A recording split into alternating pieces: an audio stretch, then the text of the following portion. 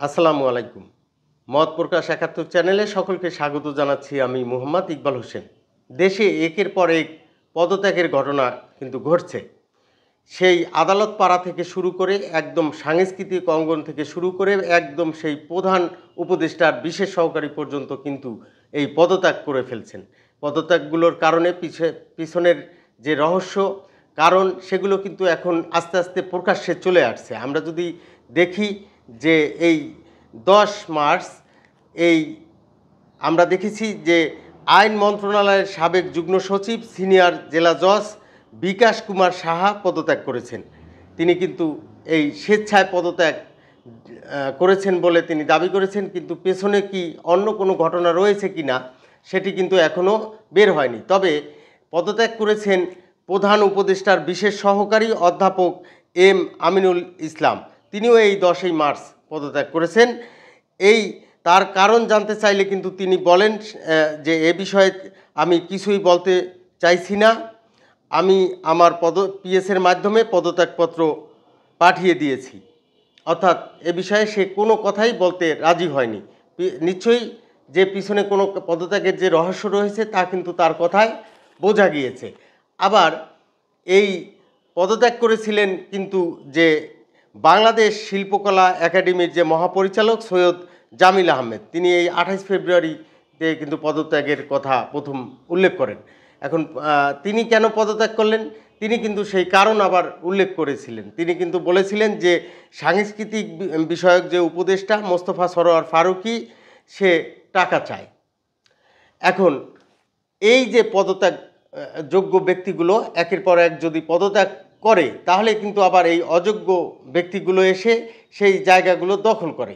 আবার সেই অযোগ্য ব্যক্তিরা তখন যে তাদের অযোগ্যতার কারণে কিন্তু এই রাষ্ট্র যে সুশৃঙ্খলভাবে চলতে ব্যর্থ হয় সেটি কিন্তু বিগত দিনেও অনেক প্রমাণ রয়েছে। এখন প্রশ্নটা হলো যে এই যে পদত্যাগের হিড়িকটি শুরু হয়েছে এটি কেন?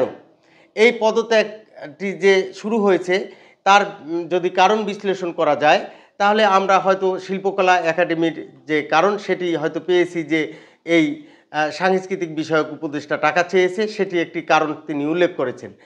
আর অন্যদিকে যে প্রধানমন্ত্রীর যে বিশেষ সহকারী অধ্যাপক এম আমিনুল ইসলাম যে পদত্যাগ করেছেন তিনি তো এই বিষয়ে কিছু বলতেই রাজি হননি। এখন সেই কারণ কি? পেছনে কি কোনো চাপ রয়েছে, বা তারা যারা এই দায়িত্ব গ্রহণ করেন তারা কি আসলে তাদের মতো করে যে কাজ করবেন সেটি কি করতে তারা ব্যর্থ হচ্ছেন, নাকি অদৃশ্য কোনো শক্তির কোনো চাপ রয়েছে তাদের উপরে, সেটি কিন্তু এখন খুঁজে বের করাটা জরুরি একটি বিষয় হয়ে দাঁড়িয়েছে। কেননা এইভাবে যদি পদত্যাগ চলতে থাকে এবং এই যে আদালত পাড়ার কথায় যদি আসি, যে এই যে সিনিয়র জেলা জজ বিকাশ কুমার সাহা যে পদত্যাগ করেছেন তিনিই বা কেন পদত্যাগ করবেন? এত বছর চাকরি করার পরে তিনি সেই ১৯৯৪ সালে তিনি এই কর্মক্ষেত্রে আসেন, কিন্তু এখন এসে তিনি স্বেচ্ছায় কেন পদত্যাগ করবেন?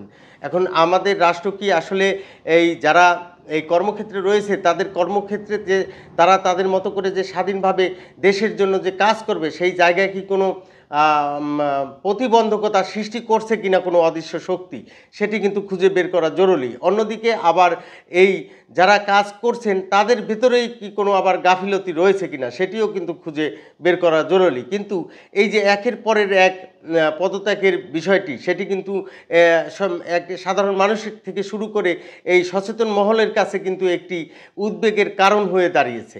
অতএব এই পদত্যাগগুলো যে কেন করছে সেই কারণ খুঁজে পদত্যাগ যাতে না করে, এইভাবে যোগ্য ব্যক্তিগুলো যদি পদত্যাগ যাতে করতে না পারে এবং তাদেরকে দেশের সাথে স্বাধীনভাবে কাজ করতে